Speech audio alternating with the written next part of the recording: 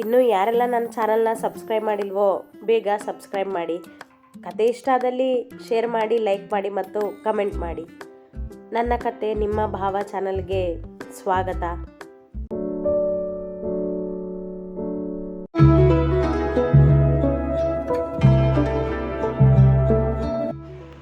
ಆ ದಿನ ಸಂಜೆ ಯಶಸ್ವಿನಿ ವರ್ಧನ್ ರವರ ಜೊತೆ ಎಲ್ಲಿಗೂ ಹೋಗಲಿಲ್ಲ. ಮನೆಯಲ್ಲೇ ಇದ್ದು ಸಮಯ ಕಳೆದಳು. ಅಭಿಯಂದ ಮಾತುಗಳು ಅವಳ ಮನವನ್ನು ಕದಡಿದ್ದವು. ಅಂದು ಶಾಂತವಾಗಿ ಇದ್ದು ಬಿಟ್ಟಳು. ಇನ್ನು ಅನಂತ ನಿಲಯದಲ್ಲಿ ಚುಟುಕಾಗಿ ಅವಳ ಬಗ್ಗೆಯೇ ಚರ್ಚೆ ನಡೆಯಿತು. ಪೂರ್ಣರವರು ಅವಳು ಮನೆಗೆ ಬಂದು ಹೋಗಿದ್ದರ ಬಗ್ಗೆ ಹೇಳಿದರೆ, ಅಭಿ ಅವಳು ಆಫೀಸ್ಗೆ ಬಂದು ಹೋದಳೆಂದು ಅಷ್ಟೇ ಹೇಳಿದ್ದ. ಅಥರ್ವ್ ಅವಳು ವೈಭವಿಗೆ ಸಿಕ್ಕಿದ್ದನ್ನು ಹೇಳಿದ್ದ. ಯಾರೂ ಹೆಚ್ಚಾಗಿ ತಲೆ ಕೆಡಿಸಿಕೊಳ್ಳಲಿಲ್ಲ ಅವಳ ಬಗ್ಗೆ. ಭಾರ್ಗವರವರು ಕೂಡ ಒಳ್ಳೆಯ ಹುಡುಗಿ, ಅವಳಪ್ಪನ ಹಾಗಲ್ಲ ಎಂದು ಎಲ್ಲರ ಮನದಲ್ಲೂ ಮೂಡಿತ್ತಾಗಲೇ. ಇನ್ನು ಅಶ್ವಿತಾ ತನ್ನ ಪ್ರೀತಿ ಗೆದ್ದ ಖುಷಿಯಲ್ಲಿ ಮನೆಗೆ ಸ್ವೀಟ್ ತಂದಿದ್ದಳು. ಎಲ್ಲರಿಗೂ ಖುಷಿಯಾಗಿತ್ತು ಅವಳ ಪ್ರೀತಿ ಗೆದ್ದಿದ್ದು. ಆದರೆ ಅಮೃತಾರವರಿಗೆ ಚೂರು ಕಸಿವಿಸಿ. ಇನ್ನು ಅನಿರುದ್ಧ್ ಮೊದಲು ತನ್ನ ತಾಯಿಯ ಜೊತೆ ಮಾತನಾಡಿ ನಂತರ ಅವರ ಜೊತೆಗೆ ಮನೆಗೆ ಬರುವುದಾಗಿ ಹೇಳಿ ಕಳುಹಿಸಿದ್ದ ಅವಳನ್ನು. ಅದನ್ನೇ ಎಲ್ಲರಿಗೂ ಹೇಳಿದ್ದಳು ಅಶ್ವಿತಾ. ಅವಳ ಆಯ್ಕೆಯ ವಿಚಾರದಲ್ಲಿ ಭಾರ್ಗವರವರಿಗೆ ಖುಷಿಯೇ. ಅನಿರುದ್ಧನ ಗುಣ, ಮನೆತನ ಅವರಿಗೆ ಚೆನ್ನಾಗಿ ಗೊತ್ತಿತ್ತು ಮೊದಲಿಂದಲೇ. ಮಾರನೇ ದಿನ ದೇವಸ್ಥಾನವೊಂದರಲ್ಲಿ ವಿಶೇಷ ಪೂಜೆ ಇದೆ ಎಂದು ಶರ್ಮಾ ಕುಟುಂಬ ಬಂದಿತ್ತು. ಇವರೆಲ್ಲರೂ ದೇವರ ದರ್ಶನ ಮಾಡುವಾಗ ವರ್ಧನ್ ಮತ್ತು ಯಶಸ್ವಿನಿ ಕೂಡ ಅದೇ ದೇವಸ್ಥಾನಕ್ಕೆ ಬಂದರು. ಭಾರ್ಗವರನ್ನು ಕಾಣುತ್ತಲೇ ಗುಡ್ ಮಾರ್ನಿಂಗ್ ಸರ್ ಎಂದಳು ಯಶಸ್ವಿನಿ ಖುಷಿಯಿಂದ. ಸ್ನೇಹ ಬೆಳೆಸುವ ಪ್ರಯತ್ನ ಮತ್ತೆ ಅವಳದ್ದು. ವರ್ಧನ್ ರವರ ಮುಖ ಮಾತ್ರ ಬಿಗಿಯಿತು. ಗುಡ್ ಮಾರ್ನಿಂಗ್ ಯಶಸ್ವಿನಿ ಎಂದರು ಭಾರ್ಗವ್. ಅವರ ಹಿಂದೆಯೇ ಇದ್ದ ಪೂರ್ಣ, ಅಮೃತ, ಶರಾವತಿ ಅಜ್ಜಿ ಎಲ್ಲರನ್ನೂ ಮಾತನಾಡಿಸಿ ಅಶ್ವಿತಾಳಿಗೆ ಹಲೋ ಎಂದು ಕೈ ಚಾಚಿದಳು. ಅವಳು ಭಾರ್ಗವರನ್ನು ನೋಡಿದಳು ಒಪ್ಪಿಗೆಗಾಗಿ. ಅವರು ಕಣ್ಸನ್ನೆಯಲ್ಲೇ ಒಪ್ಪಿದಾಗ ಹಲೋ ಎಂದು ಅವಳ ಕೈ ಕುಲುಕಿದಳು. ಅಭಿ ಅಥರ್ವನಂತೆ ಕೋಪವಿಲ್ಲ ಅವಳಿಗೆ ಅವಳನ್ನು ಕಂಡರೆ. ಯಶಸ್ವಿನಿಯ ಕ್ಷಮೆಗೆ ಕರಗಿದ್ದಳು. ಹಲೋ ಅಥರ್ವ್. ಅವನಿಗೂ ಕೈ ಚಾಚಿದಾಗ ಅವ ಮುಖ ತಿರುಗಿಸಿ ನಿಂತ. Good morning Abhi. ಅವನಿಗೂ ಚಂದವಾಗಿ ಕೈ ಚಾಚಿದಾಗ ಅವ ನೋಡಿಯೂ ನೋಡದಂತೆ 4 ಹೆಜ್ಜೆ ಮುಂದೆ ನಡೆದು ದೇವರತ್ತ ಕೈ ಮುಗಿದು ನಿಂತ. ಸಪ್ಪೆಯಾಯಿತು ಹುಡುಗಿ ಅವನ ಕೋಪ ಕರಗಿಲ್ಲವೆಂದು. ನಾನಿನ್ನ ಜೊತೆ ಮಾತಾಡಬೇಕಿತ್ತು ಭಾರ್ಗವ್. ಒಳ್ಳೆಯದಾಯಿತು ನೀನು ಸಿಕ್ಕಿದ್ದು ಎಂದರು ವರ್ಧನ್ ಗಂಭೀರತೆಯಿಂದ. ಇದು ದೇವಸ್ಥಾನ ವರ್ಧನ್, ಈಗ ತಾನೇ ಬಂದಿದೆಯಾ, ಮೊದಲು ದರ್ಶನ ಮಾಡು, ಮಾತಾಡೋಣ ಎಂದರು ಭಾರ್ಗವ್. ಹೌದೆಂಬಂತೆ ಮುಂದೆ ನಡೆದರು ವರ್ಧನ್. ನೀವು ಕುತ್ಕೊಳ್ಳಿ, ನಾನು ಅಭಿಗೆ ಆಶೀರ್ವಾದ ಮಾಡಿಸಿ ಬರ್ತೀನಿ ಎಂದ ಪೂರ್ಣರವರು ಅಭಿಯ ಹಿಂದೆ ನಡೆದು ನಿಂತರು. ಅವರ ಹಿಂದೆ ಯಶಸ್ವಿನಿ ನಿಂತರೆ ಎದುರಿಗೆ ವರ್ಧನ್ ನಿಂತರು. ಅಭಿ, ಅವರು ಕುಂಕುಮ ಕೊಡ್ತಾರೆ, ಅದನ್ನು ಹಚ್ಕೋ ಕೈ ಮುಗಿದು ಹೇಳಿದ ಪೂರ್ಣರವರು ಮತ್ತೊಮ್ಮೆ ಬೇಡಿ ಪ್ರದಕ್ಷಿಣೆ ಹಾಕಲು ಸರಿದು ಹೋದರು. ವರ್ಧನ್ ಕೂಡ ಅಲ್ಲಿಂದ ಸರಿದು ಹೋದರು ಮುಂದೆ. ಯಶಸ್ವಿನಿ ಅಭಿಯನ್ನೇ ನೋಡುತ್ತಾ ನಿಂತಳು.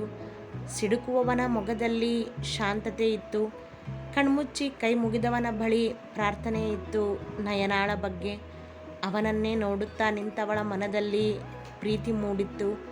ಹ್ಯಾಂಡ್ಸಮ್ ಆಗಿದ್ರೂ ಕೊಬ್ಬು ಜಾಸ್ತಿ ಇವನಿಗೆ ಎಂದು ಗೊಣಗಿಕೊಂಡಳು ಮನದಲ್ಲೇ. ಅಷ್ಟರಲ್ಲಿ ಅರ್ಚಕರು ಕುಂಕುಮ ತಂದು ಅವನ ಕೈಗೆ ಕೊಟ್ಟರು. ತಕ್ಷಣ ಕಣ್ಮುಚ್ಚಿ ನಿಂತಳು, ಅವ ನೋಡಿದರೆ ಕೋಪಗೊಳ್ಳುವನೆಂದು. ಅಭಿ ತನ್ನ ಹಣೆಗೆ ಕುಂಕುಮ ಹಚ್ಚಿಕೊಂಡು ಪೂರ್ಣರವರಿಗೆ ಹಚ್ಚಲು ತಿರುಗಿದವ ಯಶಸ್ವಿನಿಯ ಹಣೆಗೆ ಕುಂಕುಮವಿಟ್ಟ. ನೋಡದೆ ಕೈ ಮುಗಿದು ನಿಂತಿದ್ದವಳು ತಕ್ಷಣ ಕಣ್ತೆರೆದು ನೋಡಿದಳು. ಇಬ್ಬರಿಗೂ ಅಚ್ಚರಿಯೇ. ತನ್ನ ಹಿಂದೆ ಪೂರ್ಣ ಇರುವರೆಂದುಕೊಂಡಿದ್ದವನಿಗೆ ಯಶಸ್ವಿನಿ ನಿಂತಿರುವ ಅರಿವಿಲ್ಲ. ಒಂದು ಸುತ್ತು ಪ್ರದಕ್ಷಿಣೆ ಹಾಕಿಕೊಂಡು ಬಂದ ಪೂರ್ಣ ನೋಡಿದರು ಅವಳ ಹಣೆಗೆ ಕುಂಕುಮ ಇಟ್ಟಿದ್ದನ್ನು. ನೀನಾ? ಅಮ್ಮ ಎಲ್ಲಿ? ಅತ್ತಿತ್ತ ನೋಡಿದ ಅಭಿ ಬಳಿ ಬಂದ ಪೂರ್ಣರನ್ನು ನೋಡಿ, ಅಮ್ಮ ತಗೋ ಕುಂಕುಮ ಎಂದು ಅವರ ಹಣೆಗೆ ಕುಂಕುಮವಿಟ್ಟು ಅಲ್ಲಿಂದ ನಡೆದು ಬಿಟ್ಟ. ಯಶಸ್ವಿನಿ ಇನ್ನೂ ಶಾಕ್ನಿಂದ ಹೊರಬರದೆ ನಿಂತಳು. ಅವಳ ಹಣೆಗೆ ಕುಂಕುಮವಿಟ್ಟದ್ದು ಅವಳಿಗೆ ಅದೇನೋ ಹೊಸತನ. ಆದರೆ ಅಭಿಗೆ ಅದು ಅಚಾನಕ್ಕಾಗಿ ನಡೆದ ಘಟನೆ ಅಷ್ಟೇ. ಯಶಸ್ವಿನಿ ಕರೆದರು ಪೂರ್ಣ ಅವಳ ಕೈ ಹಿಡಿದು. ಹಾಂ ಆಂಟಿ ಎಂದಳು ಎಚ್ಚರಗೊಂಡು. ಅವಳೇ ಏನಾದರೂ ಹೇಳುವಳೇನೋ ಎಂದು ನೋಡಿದರೂ ನಿಂತು ಅವ ಕುಂಕುಮವಿಟ್ಟಿದ್ದರ ಬಗ್ಗೆ ಏನೊಂದು ಮಾತನಾಡದ ಹುಡುಗಿ, ಬನ್ನಿ ಆಂಟಿ, ಎಲ್ಲರೂ ಇದ್ದಲ್ಲಿ ಹೋಗೋಣ ಎಂದು ಅವರ ಕೈ ಹಿಡಿದು ಕರೆದುಕೊಂಡು ಹೋದಳು. ಪೂರ್ಣರವರಿಗೆ ಹೊಸ ಚಿಂತೆ ಮೂಡಿತು ಮನದಲ್ಲಿ. ದೇವಸ್ಥಾನದ ಕಮಿಟಿಯವರ ಬಳಿ ಮಾತನಾಡುತ್ತಾ ನಿಂತಿದ್ದ ಭಾರ್ಗವರವರ ಬಳಿ ಬಂದ ವರ್ಧನ್ರವರು ಮಾತನಾಡಲು ಕಾದು ನಿಂತರು. ತಮ್ಮ ಮಾತು ಮುಗಿಸಿ ಇತ್ತ ನೋಡಿದ ಭಾರ್ಗವ್, ಹೇಳು ವರ್ಧನ್ ಎಂದರು. ಮನೆಯವರೆಲ್ಲ ಅದೇ ಸಮಯಕ್ಕೆ ಅಲ್ಲಿಗೆ ಬಂದು ನಿಂತರು. ಯಶಸ್ವಿನಿ ಕೂಡ ಅವರ ಜೊತೆ ಇದ್ದಳು. ಅವಳತ್ತ ಕೈ ಚಾಚಿ ತಮ್ಮ ಬಳಿ ಕರೆದ ವರ್ಧನ್ರವರು ಮಗಳ ತೋಳು ಬಳಸಿ ನಿಂತು, ನನಗೆ ಕುಟುಂಬ ಅಂತ ಇರೋದು ಇವಳೊಬ್ಬಳೇ ಭಾರ್ಗವ್. ಇಷ್ಟು ದೊಡ್ಡ ಕುಟುಂಬ ನನ್ನದಲ್ಲ. ನನ್ನ ಮಗಳೇ ನನಗೆ ಜೀವನ ಎಲ್ಲ. ಅವಳು ಬಯಸಿದ್ದನ್ನು ನಾನು ಯಾವತ್ತೂ ಇಲ್ಲ ಅಂದಿಲ್ಲ. ಆದರೆ ನಿನ್ನೆ ಅವಳು ಮನೆಗೆ ನಿನ್ನಿಂದಾನೇ ಎಲ್ಲ ಆಗಿದ್ದು ಅಪ್ಪ ಅಂತ ಅಳ್ತಾ ಬಂದಿದ್ಲು ಎಂದಾಗ ಎಲ್ಲರೂ ಅವರ ಮಾತಿನತ್ತ ಗಮನ ಕೊಟ್ಟು ನಿಂತರು. ಅವಳಿಗೆ ನಿಮ್ಮ ಕೂಡು ಕುಟುಂಬ ಇಷ್ಟ ಆಗಿದೆ ಭಾರ್ಗವ್, ಅದಕ್ಕೆ ನಿಮ್ಮ ಸ್ನೇಹ ಬಯಸಿದಾಳೆ ಅಷ್ಟೇ. ಇದು ನನ್ನ ಉಪಾಯ ಅನ್ಕೋಬೇಡ. ಆದರೆ ನಿನ್ನ ಮಗ ಅವಳು ಒಳ್ಳೆತನ ನೋಡದೆ ಅವಳಿಗೆ ಏನೋ ಅಂದು ಕಳಿಸಿದ್ದಾನೆ. ಅವಳಿಗೆ ನೋವಾಗಿದೆ. ಅದು ಅವ್ರ ಮಧ್ಯೆ ಆಗಿದ್ದ ಜಗಳಗಳಿಂದ ಅಂತ ನನಗೆ ಅರ್ಥ ಆಗುತ್ತೆ. ಆದರೆ ನಂದೊಂದು ಮನವಿ ಏನಂದರೆ, ನಿಮ್ಮಿಂದ ಸಾಧ್ಯವಾದರೆ ಅವಳಿಗೆ ನಿಮ್ಮ ಕುಟುಂಬದ ಪ್ರೀತಿ ಕೊಡಿ, ಇಲ್ಲವಾದರೆ ಬೇಡ, ನೋವು ಮಾತ್ರ ಕೊಡಬೇಡಿ. ಅವಳು ಅಳೋದನ್ನು ನಾನು ಸಹಿಸೋದಿಲ್ಲ. ಅದರಲ್ಲೂ ನಮ್ಮಿಬ್ಬರ ಜಗಳ ದ್ವೇಷದಿಂದ ಅವಳಿಗೆ ನೋವಾಗೋದು ನನಗಿಷ್ಟ ಇಲ್ಲ ಎಂದರು ಕರುಣೆ ತುಂಬಿಕೊಂಡು.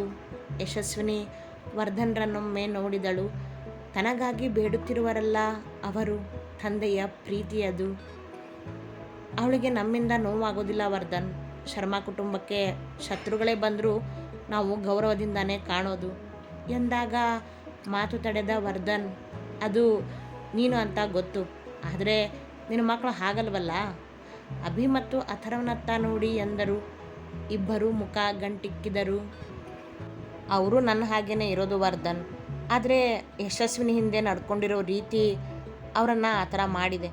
ನಿನ್ನ ಮಗಳಿಗೆ ನಮ್ಮ ಕುಟುಂಬದ ಸ್ನೇಹ ಸಿಗುತ್ತೆ ಖಂಡಿತ ಎಂದು ಯಶಸ್ವಿನಿಯನ್ನು ನೋಡಿದವರು, ಯಶಸ್ವಿನಿ, ಅಭಿ ಅಥರ್ವ ನಿನ್ನ ಜೊತೆ ಮಾತಾಡದೇ ಇದ್ದರೂ ನಾವೆಲ್ಲ ನಿನ್ನನ್ನು ನಮ್ಮ ಕುಟುಂಬದವಳ ಥರನೇ ನೋಡ್ತೀವಿ ಎಂದರು. ಮುಗುಳ್ನಕ್ಕಳಷ್ಟೇ. ಇದನ್ನೇ ಹೇಳಬೇಕಿತ್ತು, ಬರ್ತೀವಿ ಎಂದ ವರ್ಧನ್ ಹೊರಡಲು ತಿರುಗಿದಾಗ ವರ್ಧನ್ ಕರೆದು ತಡೆದರು ಭಾರ್ಗವ್. ತಿರುಗಿ ನಿಂತರು ತಂದೆ ಮಗಳು. ದ್ವೇಷ ನಿನ್ನ ಕಡೆಯಿಂದ ಇದೆ ಹೊರತು ನನ್ನ ಕಡೆಯಿಂದ ಇಲ್ಲ, ಹಾಗಂತ ಸ್ನೇಹನೂ ಇಲ್ಲ ಎಂದರು ಅವರಾಡಿದ ಮಾತನ್ನು ಸರಿ ಮಾಡುವಂತೆ. ವರ್ಧನ್ ಏನೊಂದು ಮಾತನಾಡದೆ ನಡೆದರು ಅಲ್ಲಿಂದ. ಅಭಿ, ಇನ್ನು ಮುಂದೆ ಯಶಸ್ವಿನಿ ಜೊತೆ ಒರಟಾಗಿ ನಡ್ಕೋಬೇಡ ಎಂದರು ಅವನತ್ತ ನೋಡಿ. ಅವ ಉತ್ತರಿಸದೆ ಅಲ್ಲಿಂದ ನಡೆದು ಕಾರ್ ಹತ್ತಿದ. ವಾದಕ್ಕಿಂತ ಮೌನವೇ ಹೆಚ್ಚು ಉತ್ತರ ಅವನದ್ದು. ತನಗಿಷ್ಟವಾಗದ್ದನ್ನು ಅವ ಮಾಡದವ ಎಂದು. ಇನ್ನು ವರ್ಧನ್ರವರ ಉದ್ದೇಶ ನೆರವೇರಿತ್ತು ಇಲ್ಲಿ. ಮಗಳು ಶರ್ಮಾ ಕುಟುಂಬದ ಪರವಾಗಿ ಮಾತನಾಡುತ್ತಿರುವಳೆಂದು ಚಿಂತೆ ಆಗಿತ್ತವರಿಗೆ ಹಿಂದಿನ ದಿನ. ಈಗ ತಾವು ಅವರ ವಿರುದ್ಧ ಮಾತನಾಡಿದರೆ ಮಗಳು ತಮ್ಮ ವಿರುದ್ಧ ನಿಲ್ಲುವಳೆಂದು ಭಾರ್ಗವರವರ ಮುಂದೆ ನಯವಾಗಿ ಮಾತನಾಡಿ ಮಗಳ ಮುಂದೆ ಒಳ್ಳೆಯವರಾಗಿ ಬಿಟ್ಟರು. ಅದನ್ನವರು ಹಿಂದಿನ ದಿನ ಯೋಚಿಸಿದ್ದರಾದರೂ ಈಗ ಅವಕಾಶ ತಾನಾಗಿಯೇ ಬಂದಿತ್ತು.